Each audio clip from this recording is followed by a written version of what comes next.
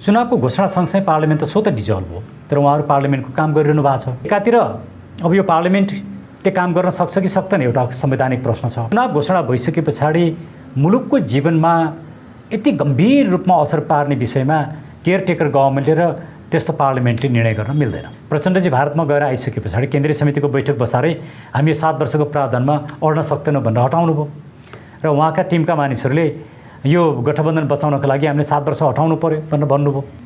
प्रचण्डजीको भारत भ्रमण पछाडि यो 7 वर्ष हटाइएको कि प्रतिपक्षले प्रतिपक्षको भूमिकै खेलिरहेको छैन। उसले खालि त मौन सहमति देखिन्छ। मौन सहमति उसले त सजिलो बनाइदिइरहेको छ।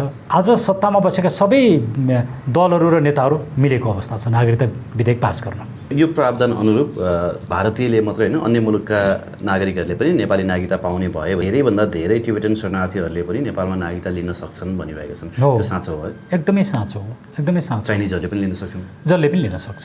पहिलोचोटि जब कानुन बन्छ तब त्यो कानुन बनेपछि कानुनी रूपमा नागरिकता पाइन्छ।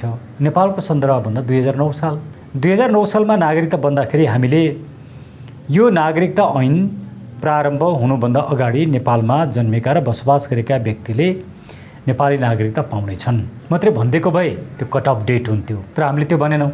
र 2009 सालमा नागरिकता ऐन बनाउँदाखेरि पनि राष्ट्रपतिले यो विधेयकलाई हुबहु अनुमोदन गर्नुभयो भने हामी अदालतद्वारा चाहिँ यसलाई रोक्छौँ भन्नुभयो। सार्वभौम संसदले पारित गरेको कुरालाई अथवा पारित गरेको विधेयकलाई अदालतले रोक्न सक्छ? संविधान प्रतिकूल अदालतले देख्यो भने रोक्छ।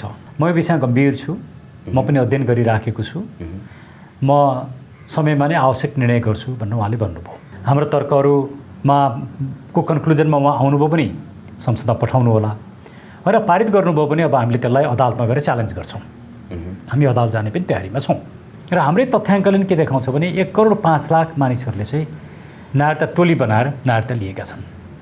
1 करोड 5 लाखले नागरिकता टोली मार्फत नागरिकता लिएका छन्। यसरी टोली बनाएर दिएका नागरिकता 1 करोड 5 लाखले जसरी नागरिकता पाए तीमध्येका कति स्वदेशी र कति विदेशी भन्ने कुरा त राजनाथ सिंहको स्टेटमेन्टलाई हेऱ्यो भने क्लियर भयो। 72 साल असोज 2 गते कुनै 2टा विदेशीहरूले नेपालको नागरिकता लिए श्रीमान श्रीमती भए। उनीहरूको सन्तान चाहिँ 2070 सालमा जन्मेको रहेछ भने पनि ऊ नेपालको नागरिक हुने भयो। यसले हामीलाई एउटा ठुलो प्रेसर क्रिएट गर्छ र विदेशीहरूलाई नागरिकता बन्ने एउटा ठुलो बाटो चाहिँ खोल्छ। हामीले अरू देशका अभ्यासलाई हेर्दा पनि साउथ एसियन कन्ट्रिज इभन इन्डियालाई नै यो खालि इन्डियासँगको मात्रै प्रब्लम होइन, अरू देशसँगको पनि यो प्रब्लम। भोलि हामी नेपालीहरू चाहिँ अल्पसङ्ख्यकमा पर्ने अवस्था आउँछ। त्यसैले मान्छेको विवाह गर्ने अधिकारलाई रोक्न पनि सकिँदैन, त्यो मानव अधिकारको कुरा हो। तर त्यसलाई व्यवस्थापन चाहिँ गर्नुपर्छ। त्यस बेलाको सरकारको मुख्य सचिव नै भारतीय थिए। यो कन्टेक्स्टमा जसरी नागरिकता ऐन बन्यो त्यहाँ भारतीय इन्फ्लुएन्स रह्यो। त्यो मुलुक बचाउनको लागि नागरिक तयार भएन भने मुलुक सङ्कटमा पर्छ। नागरिकता विधेयकले अन्ततः मुलुकलाई सङ्कटमा पुर्याउँछ। नेपालीहरूलाई देश दुख्दो रहन्छ हो आजकल? अस्ता मैले यो बुझ्न छोडिसकेको छु। यहाँले राम्रो प्रश्न राखिदिनु।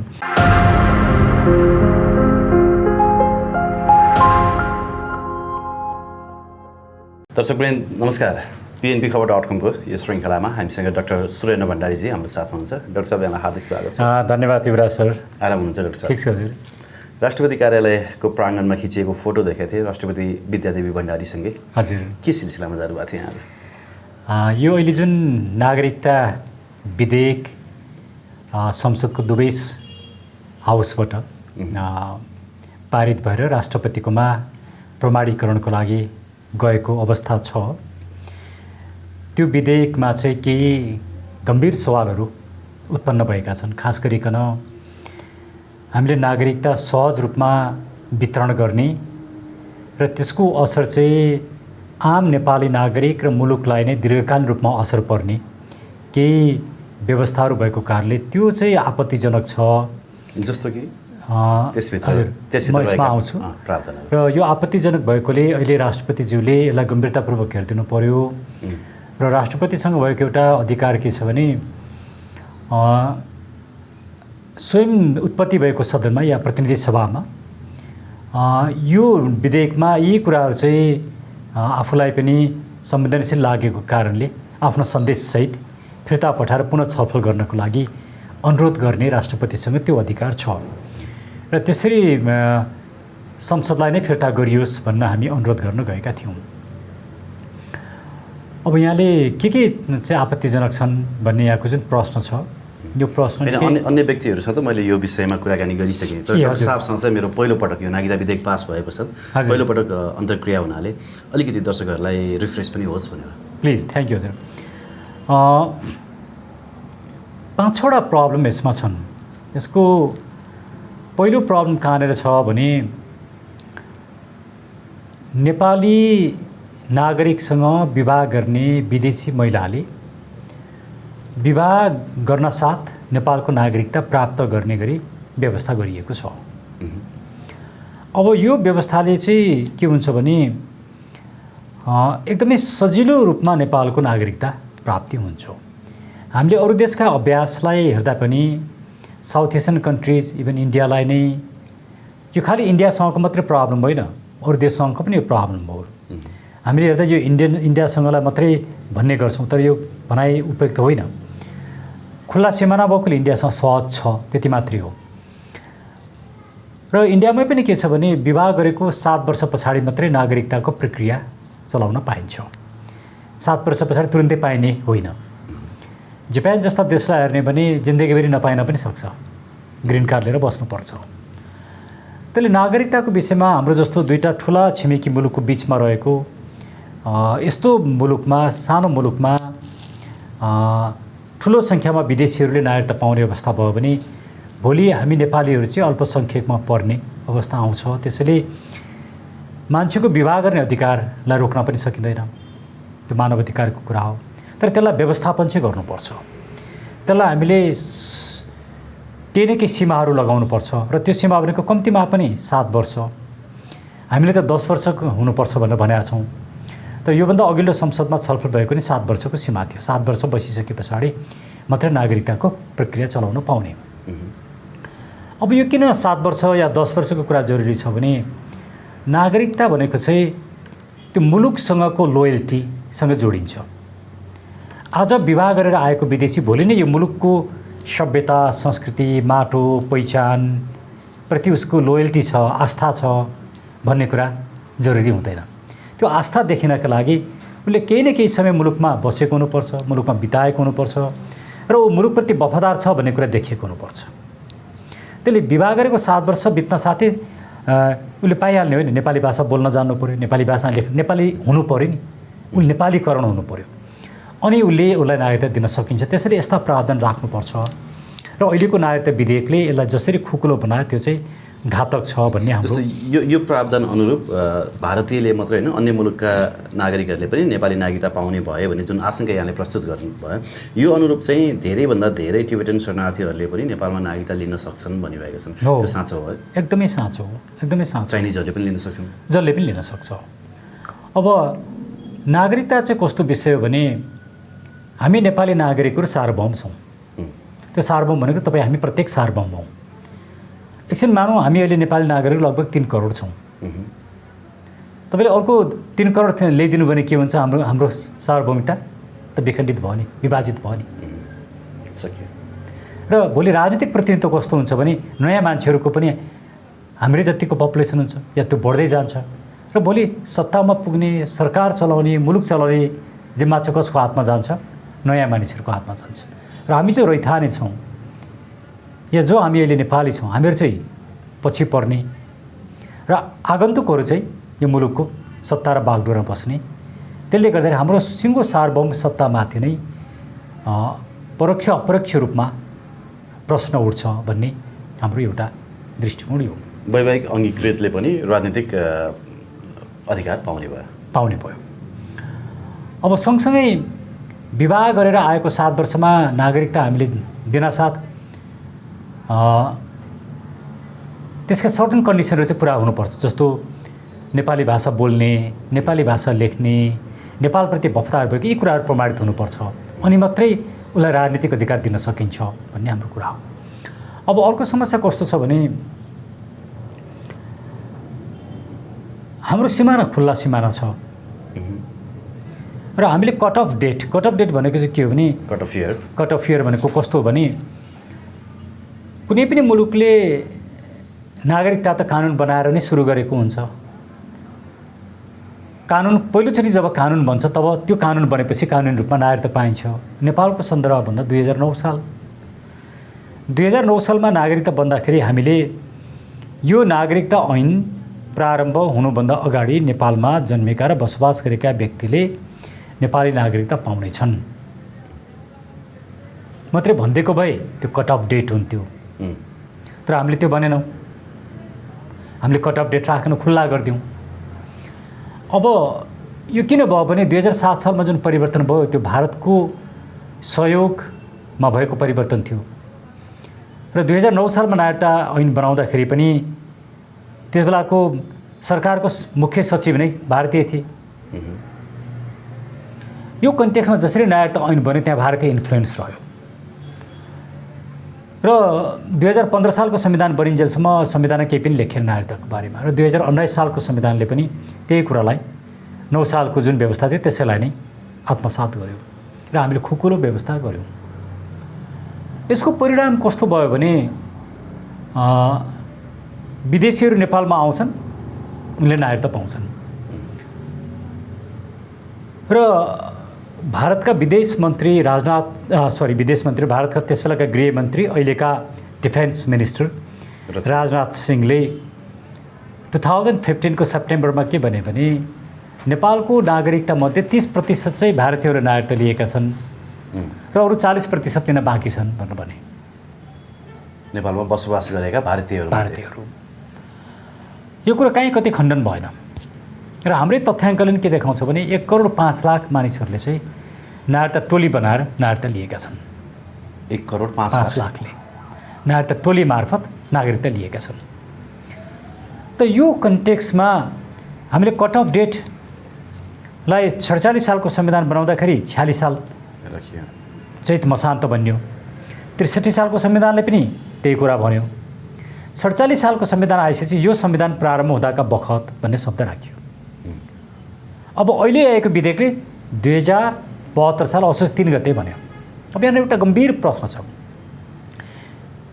मेरो व्याख्या के हो भने यो संविधान प्रारम्भ हुँदाका बखत भन्नुको अर्थ के हो भने त्यो संविधान प्रारम्भ हुँदाका बखतको प्रचलित ऐन अनुसार दिइने नागरिकता हो। त्यो बेलाको प्रचलित कानुन कुन थियो? अन्तरिम संविधान थियो। अन्तरिम संविधानले कट अफ डेट कसलाई मानेको थियो? 46 साल चैत मसान्तलाई मानेको थियो।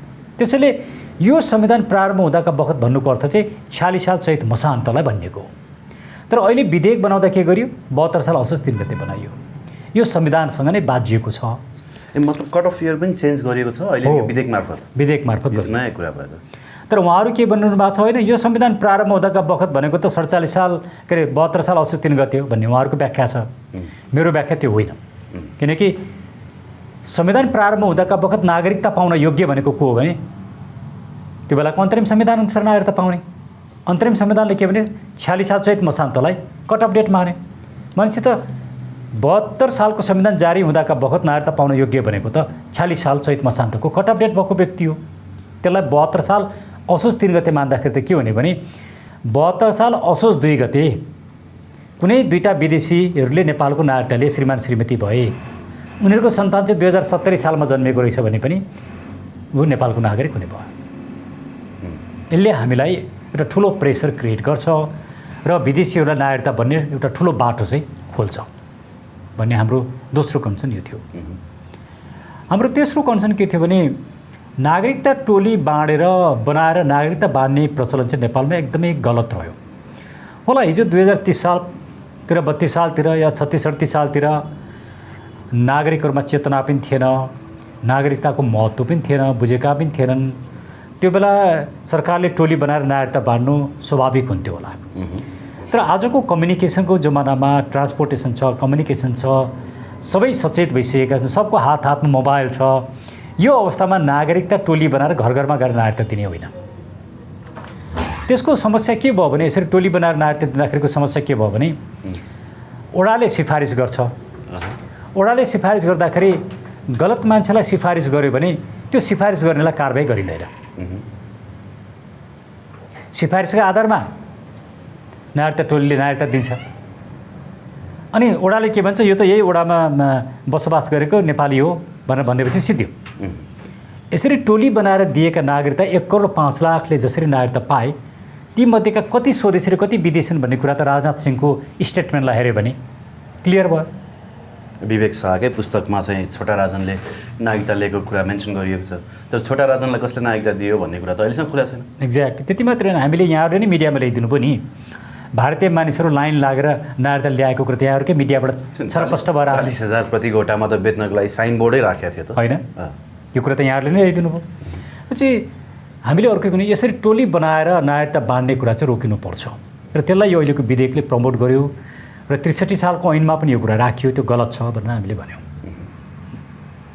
कन्सर्न कहाँनिर हो भने नि हजुर, नेकपा एमाले अहिले प्रतिपक्ष भए पनि उसले प्रतिपक्षको भूमिका खेलिरहेको जस्तो देखिँदैन, किनभने नागरिकता विधेयकमा उनीहरूले केही कुराहरू चाहिँ विरोध गरे जस्तो देखिए पनि वास्तविक विरोध सदनभित्र गरिएको देखिएन र उहाँहरूको आन्दोलनमा पनि नागरिकता विधेयक चाहिँ एजेन्डाको रूपमा घुसेन। त्यो हिसाबले अहिले राष्ट्रपतिज्यूले यो विधेयक रोक्नुहुन्छ होला त? प्रश्न यहाँ आउँछ। एमाले राष्ट्रपतिज्यू एमालेको होइन, हामीले यसरी बुझ्नु पऱ्यो नि। सिद्धान्त त राष्ट्रपतिजी त मुलुकको हो नि। उहाँले मुलुकको लागि, मैले उहाँसँग भेटमा त्यही भने, राष्ट्रपतिको भूमिका भनेको यो संविधान र मुलुकको रक्षा गर्ने हो। तर 2 पटक संसद विघटन हुँदैन थियो होला। ती कुरा आफ्नो ठाउँमा छन् होइन। अब उहाँले कस्तो भूमिका खेल्नुहुन्छ त्यो उहाँको कुरा हो। तर हामीसँग भएको छलफलमा म यो विषयमा गम्भीर छु, म पनि अध्ययन गरिराखेको छु, म समयमा नै आवश्यक निर्णय गर्छु भनेर उहाँले भन्नुभयो। अब हेरौँ, हामीले रिक्वेस्ट गऱ्यौँ यो विधेयक तपाईँ संसदमै फिर्ता पठाइदिनुहोस् भनेर भनेका छौँ। उहाँले अब यी सबै तर्कहरूलाई सुनिदिनु भयो र उहाँको अध्ययन र विश्लेषणले हाम्रो तर्कहरूमा को कन्क्लुजनमा उहाँ आउनुभयो पनि संसदमा पठाउनु होला र पारित गर्नुभयो भने अब हामीले त्यसलाई अदालतमा गएर च्यालेन्ज गर्छौँ। हामी अदालत जाने पनि तयारीमा छौँ।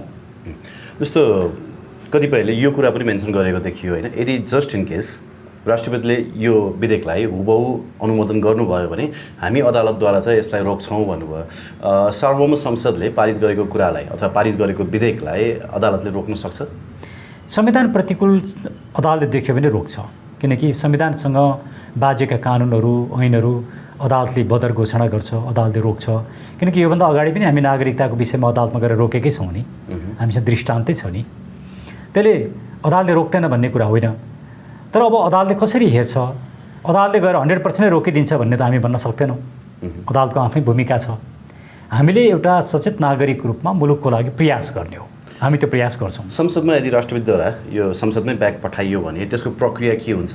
अहिले फेरि सरकार चाहिँ चुनावी सरकारमा कन्भर्ट भइसक्यो, निर्वाचनको मिति तय गरेर पनि भन्छन् होइन, र चुनावी सरकारद्वारा यति इम्पोर्टेन्ट कुरामा चाहिँ डिसिजन लिन पनि मिल्दैन, संसदले पनि त्यो कुरा डिसिजन गर्न मिल्दैन भनिरहेका छन्। यसमा चाहिँ संवैधानिक प्रावधान के हुन्छ? होइन, यसमा त्यस्तो संवैधानिक प्रावधान भन्दा पनि दुईवटा विषयमा हेरौँ। एउटा त चुनाव घोषणा भइसकेपछि मुलुकमा निर्वाचन अवधि सुरु भइसक्यो। निर्वाचन अवधि सुरु भइसकेपछि सरकारै केयरटेकर गभर्मेन्ट हुन्छ र यस्तो अवस्था पार्लियामेन्ट नै हुँदैन संवैधानिक रूपमा। मतलब यो पार्लियामेन्ट अहिले डिजल्भ गर्नुपर्ने अवस्था हो? चुनावको घोषणा सँगसँगै पार्लियामेन्ट त स्वतः डिजल्भ हो, तर उहाँहरू पार्लियामेन्टको काम गरिरहनु भएको छ। त्यसले एकातिर अब यो पार्लियामेन्टले काम गर्न सक्छ कि सक्दैन एउटा संवैधानिक प्रश्न छ। अर्कोतिर चुनाव घोषणा भइसके पछाडि मुलुकको जीवनमा यति गम्भीर रूपमा असर पार्ने विषयमा केयरटेकर गभर्मेन्टले र त्यस्तो पार्लियामेन्टले निर्णय गर्न मिल्दैन। हामीले यो कुरा पनि राष्ट्रपतिलाई भन्यौँ। अब राष्ट्रपतिबाट फिर्ता आयो भने सायद उहाँहरू फेरि छलफल गर्नु होला, तर राष्ट्रपतिको सन्देशमा केही कुराहरू त डेफिनेटली आउला, पिपुलले पनि त्यसमा छलफल गर्ला। एकचोटि नागरिक समाज, नेपाली समाजले त्यसलाई गम्भीरतापूर्वक लिएला र सदनले या पार्लियामेन्टले एउटा नियमित प्रक्रियामा जस्तो गरेर हतार पास गरेर फेरि राष्ट्रपतिमा पठाउने काम नगरोस् भन्ने हामी चाहन्छौँ। त्यो गर्न पाउँछ कि पाउँदैन अहिलेको संसदले? गर्न पाउँछ, त्यो त संविधानले अधिकार दिएको छ। तर यो संसद नै संसद हो कि होइन त? संसद चल्न पाउँछ कि पाउँदैन भन्ने गम्भीर संवैधानिक प्रश्न पनि छ। त्यो भएको कारणले गर्दाखेरि अब उहाँहरूका आफ्ना स्वार्थ जोडिएका छन्। जस्तो स्वार्थ किन जोडियो भने प्रचण्डजी भारत गएर आइसके पछाडि हिजो त संसदमा सबै दलहरूको के सहमति थियो भने 7 वर्षको अवधि राख्ने, विवाह गरेर आएकी महिलाले नेपालमा नागरिकता पाउन 7 वर्षको अवधि राख्ने भन्ने त सबैको सहमति थियो। प्रचण्डजी भारतमा गएर आइसके पछाडि केन्द्रीय समितिको बैठक बसारै हामी यो 7 वर्षको प्रावधानमा अड्न सक्दैनौँ भनेर हटाउनु भयो र उहाँका टिमका मानिसहरूले यो गठबन्धन बचाउनको लागि हामीले 7 वर्ष हटाउनु पर्यो भनेर भन्नुभयो। प्रचण्डजीको भारत भ्रमण पछाडि यो 7 वर्ष हटाइएको छ।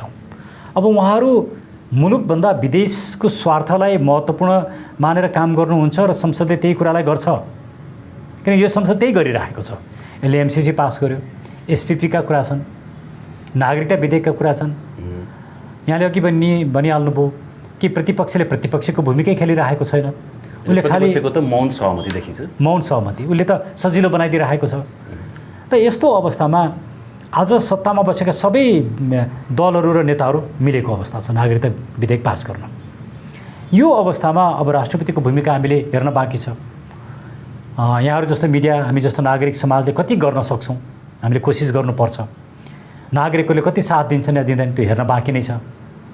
राष्ट्रपतिजीले भन्नुभयो हामीलाई, तपाईँहरूले उठाइरहेका यी विषयहरू मैले हेरिराखेको छु मिडियामा, तर नागरिकको धेरै ठुलो साथ समर्थन तपाईँले पाइरहनु भएको छैन नि, किन भनेर प्रश्न गर्नुभएको थियो। यो सत्य कुरा हो एकदमै। नागरिकताको विधेयकको बारेमा रत्न पार्कमा भएका प्रदर्शन या विरोध कार्यक्रम या मण्डलमा भएका प्रदर्शनमा त 20-25 जनाभन्दा मान्छे आएका छैनन्। नेपालीहरूलाई देश दुख्दो रहन्छ हो आजकल। वास्तव मैले यो बुझ्न छोडिसकेको छु। यहाँले राम्रो प्रश्न राखिदिनु। नेपाललाई के लाग्दो होला भने मेरो परिवार सुरक्षितै छ, मेरा छोराछोरी, मेरो आफ्नो मान्छे सबैको हाम्रो नागरिकता छँदैछ, मेरो घरमा कोही आउने होइन, मलाई केही गर्ने होइन, मैले बिहान बेलुका खाना पाएको छु, मेरो चलेकै छ, यी नेताहरूलाई रिजाएपछि मेरो दुनो सोझिराखेकै छ, मैले किन टाउको दुखाउने भन्ने आम नेपालीहरूमा यो किसिमको जुन मनोवृत्ति छ यो ज्यादै घातक छ। त्यो मुलुक बचाउनको लागि नागरिक तयार भएन भने मुलुक सङ्कटमा पर्छ। नागरिकता विधेयकले अन्ततः मुलुकलाई सङ्कटमा पुर्याउँछ। ओके, अब मोस्ट इम्पोर्टेन्ट मङ्सिर 4 गते निर्वाचन मिति तय भएको छ। डाक्टर साहबलाई मैले विभिन्न स्वतन्त्रहरूको भेलामा पनि देखेको थिएँ होइन। डाक्टर साहब पनि स्वतन्त्र हिसाबले कुनै निर्वाचन क्षेत्रबाट चुनाव लड्ने तयारी गर्दै हुनुहुन्छ कि नै? अहिलेसम्म मैले त्यसरी सोचेको छैन। मलाई धेरै साथीहरूले तपाईँ चुनाव लड्नुहोस्, तपाईँ राजनीतिभन्दा बिल्कुल अलग नबस्नुहोस्, तपाईँले चुनाव लड्नुपर्छ भनेर धेरैले सुझाव दिनुभएको छ देश विदेशबाट। मैले त्यसलाई गम्भीरतापूर्वक लिएको छु, तर अहिलेसम्म मैले चुनाव लड्ने विषयमा निर्णय गरिसकेको छैन। उम्मेदवारी आउन सक्छ त्यसो भए? म यसै भन्न सक्दिनँ। म एकचोटि म यहाँहरू जस्ता सबै साथीहरूसँग, मिडियाका साथीहरूसँग, मेरा आफ्ना साथीहरूसँग, शुभचिन्तकसँग, मभन्दा सिनियर मानिसहरूसँग, युवाहरूसँग म एकचोटि छलफल चाहिँ गर्छु। तर यसपटक त अभियानै चलाएर होइन 68 काटेका वृद्धहरूलाई चाहिँ नो नट अगेन भन्ने अभियान चलाइरहेका छन् होइन। उहाँहरूलाई लगभग 6 जना पूर्व प्रधानमन्त्रीहरूको फोटो राखेर उहाँहरूलाई चाहिँ यसपालि विदाई गर्ने तयारीमा युवाहरू लागेको देख्छु कि त्यो पुरा होला उहाँहरूको सपना? यो एकदमै सराहनीय काम हो। उहाँहरूको सपना पुरा हुने नहुने नेपाली नागरिकको हातमा छ, मतदाताको हातमा छ। मतदाता अहिलेसम्म यो 32 वर्ष शासन सञ्चालन गर्ने व्यक्तिहरू नै चाहन्छन् मुलुक यसरी नै भ्रष्ट बनोस् भन्ने चाहन्छन्, मुलुक यसरी नै विदेशीको कब्जामा परोस् भन्ने चाहन्छन्, मुलुकमा यही व्यथितियोस् भन्ने चाहन्छन् भने उहाँहरूलाई नै लिएर आउँछन्, पुरानैलाई लिएर आउँछन्। होइन, मुलुकमा परिवर्तन जरुरी छ भन्ने हो भने यी पुराना व्यक्तिहरूलाई नदोर्याउँ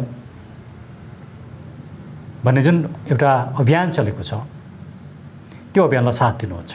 यदि पुरानो व्यक्तिहरूलाई नै दोहोऱ्याउने हो भने स्थानीय निर्वाचनमा 50 अर्ब, अब आउने निर्वाचनमा 50 अर्ब, 1 खर्ब रुपियाँ राज्यको ढुकुटीबाट, त्यो पनि वैदेशिक ऋणबाट परिपूर्ति गर्नुपर्ने हिसाबले त्यो पैसा किन बेकार निर्वाचनमा खर्च गर्ने? बरु टिका लगाएर दिए पनि हुन्छ, देउवाला नै फेरि प्रधानमन्त्री बनाउने भयो भन्छन् कि मान्छेहरू। अनि त्यो चाहिँ कस्तो भने मानिसहरूले एउटा निराशाको अभिव्यक्ति हो। डेमोक्रेसीमा इलेक्सन, पिरियोडिक इलेक्सन जरुरी हुन्छ। त चुनिनु त उहाँहरू नै हो, त्यो इलेक्सनको कुनै आउटकम त कुनै नयाँ हुने भएन। त्यस अर्थमा यस किसिमले एउटा सटारिकल्ली यो कुरा भन्ने कुरा हो। तर पिपुलको हातमा एउटा पावर त आयो नि। तपाईँ 5 वर्षको लागि कसलाई सत्ता सुम्पिने, कसलाई मुलुक सुम्पिने भनेर निर्णय त गर्न पाउनुहुन्छ नि। हो, तपाईँलाई मेरै काङ्ग्रेस, मेरै एमाले, मेरै फलानु पार्टी प्यारो छ, मैले सूर्यमै भोट दिनुपर्छ, रुखमै भोट दिनुपर्छ, हँसिया हथौडामै भोट दिनुपर्छ भन्ने लाग्यो भने त त्यसको कुनै विकल्पै छैन। जस्तो अघि डाक्टर साहबले भन्नुभयो, अहिले मान्छेको हातमा मोबाइल छ, हामी इन्फर्मेसन टेक्नोलोजीमा यति धेरै क्लोज भइसक्यो कि त्यो हाम्रो part of our daily life भइसक्यो होइन। यो बेलामा पनि जनताले भोट दिनुपर्दा चाहिँ त्यही दाग लागेकै नेताहरू, दाग नलागेका अहिले अलोकप्रिय नेताहरू कोही पनि छैनन्, तर तिनै नेताहरूलाई फेरि रिइलेक्ट गर्छौँ हामी होइन। हाम्रो चेतना स्तर वृद्धि हुन नसक्नुको कारण के हो? यसको पछाडि स्वार्थ, चेतना स्तर छ, स्वार्थ के छ भने हामीले एउटा यस्तो समाज बनायौँ, दलीय रूपमा नजोडिने हो भने गाउँमा मलामी पनि पाइँदैन। दलको नहुँदा हो, आजको अवस्था त्यही हो नि अलमोस्ट। अनि ओडाले सिफारिस पनि दिँदैन, कुनै सहयोग पनि पाइँदैन, चाहेर पनि नचाहेर बाध्यता छ। अब यो बाध्यताले पिपुलहरू तिनी दलको पछाडि लागेका छन्, तर एउटा नागरिकले यो बाध्यता तोड्न सक्नुपर्छ। एकजना तोडेपछि अर्कोले तोड्छ, सबै तोडिन्छ। ठुल्ठुला शासकहरू, निरङ्कुशहरू ढलेका छन्। हामीले भर्खरै श्रीलङ्कामै हेऱ्यौँ नि, उहाँहरू पनि इलेक्टेड भएरै आएका मान्छेहरू हुनुहुन्थ्यो नि। एकदमै सबले त अट्नु पऱ्यो, पिपुल जागेपछि त हुँदो रहेछ नि। अहिले एकचोटि इलेक्सनमा जागिदिनु पऱ्यो, यहाँ त सडकमा आइरहनु पनि पर्दैन। अब त तपाईँले ठिक ठाउँमा ठिक मान्छेलाई भोट दिनुभयो भने परिवर्तन सम्भव छ। तर इलेक्सन कस्तो छ भने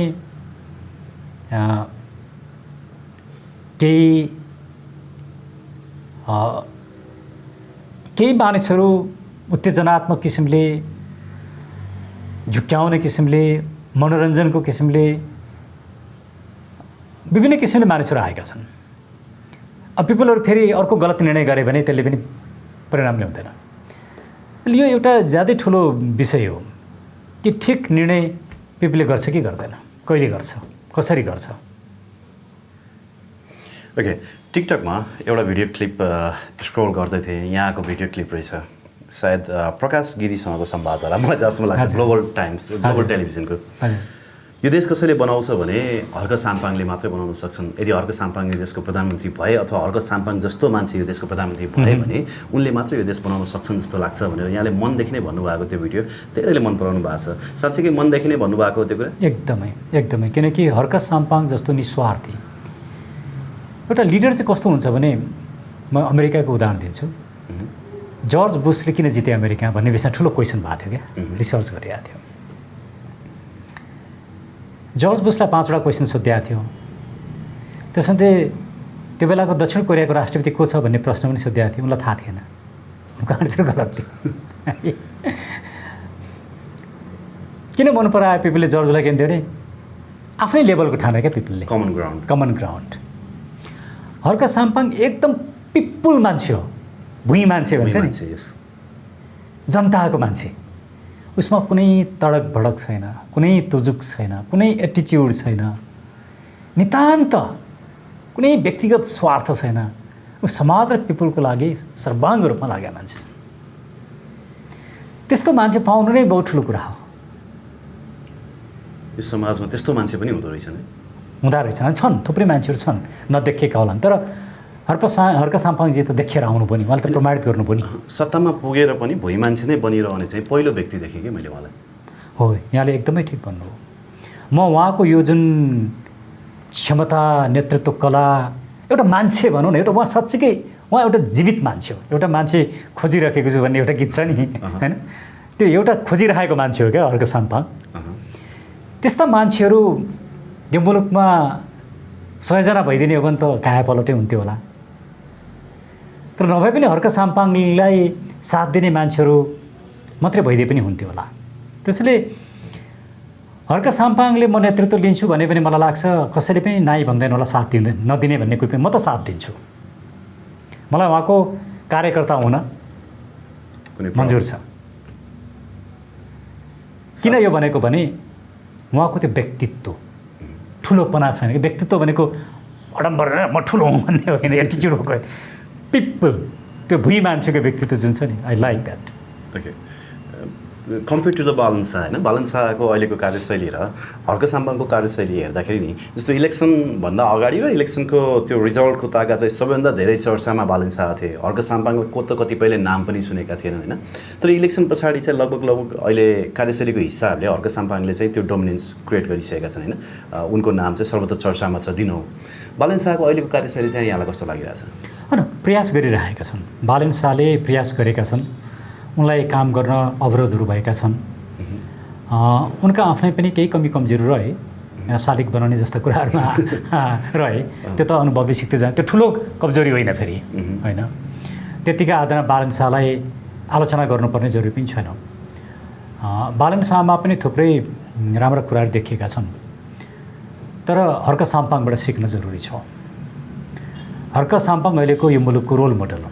जस्तो यहाँहरूले नि विगत लामो समयदेखि आई थिङ्क 5 वर्षदेखि निरन्तर नेपालका लागि नेपाली मार्फत एउटा अभियान, भ्रष्टाचार विरुद्धको अभियान चलाउनु भएको थियो होइन। त्यति बेला यहाँहरूले बोलेको शब्द मलाई याद छ क्या, नेपाली माटो सुहाउँदो राजनीति भन्नुहुन्थ्यो नि।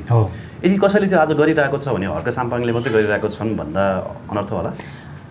त्यति मात्रै अरू पनि होलान्, हामीलाई थाहा नभएको हुनसक्छ होइन। तर जसरी बोट बिरुवालाई माया गर्ने, बोट बिरुवा रोपौँ भन्ने होइन, अब आफ्नो काम आफै गरौँ अथवा आफूले काममा पनि आफूले लिड गरे पश्चात मात्रै जनतालाई चाहिँ हामीले पछाडि लगाउन सक्छौँ भन्ने जुनको किसिमको सोचहरू छ नि, त्यो देख्दा चाहिँ नेपालको माटो सुहाउँदो राजनीति आज हर्क साम्पाङले मात्रै बुझेका छन् कि जस्तो लाग्नु। त्यसमा त विवादै छैन, त्यसमा विवादै छैन। उहाँ साँच्चीकै नेता हो, साँच्चीकै नेता, हामीले खोजिरहेको नेता हो। हस् डाक्टर साहब, धन्यवाद दिन्छ यहाँलाई महत्त्वपूर्ण। यहाँलाई पनि धेरै धेरै धन्यवाद।